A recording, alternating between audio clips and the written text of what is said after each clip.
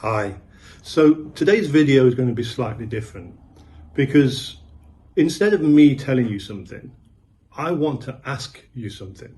I want to ask your advice, because the question I have for you is, how do you tell somebody with a vulnerable parent that somebody that they care deeply about has just died?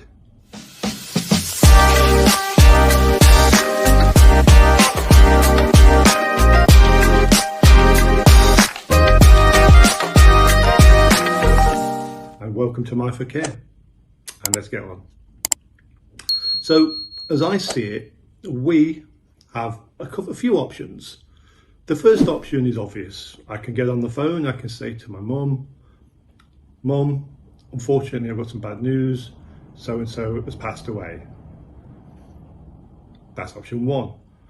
The problem with option one is she's in the UK, I'm in the Canary Islands getting some respite, and from past experience, I know that she doesn't cope well with bad news, and she's seen enough of it in her life that it's caused her some major problems.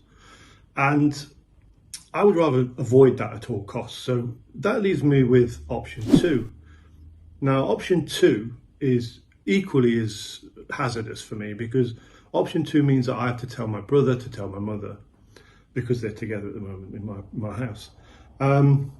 So yeah, I mean, option two is an option, but I can say to my brother Paul, can you tell mum so-and-so's died? The only problem with that is my brother is also friendly with this individual and he's liable to relapse. Then he'll tell my mother, who's also liable to relapse. And I've got two people that are vulnerable back in the UK while I'm here in the Canary Islands. That leaves me in a quandary. Do I fly home and and make sure that they're okay? Or do I just go with option three? Which option three is, I leave it until I return home.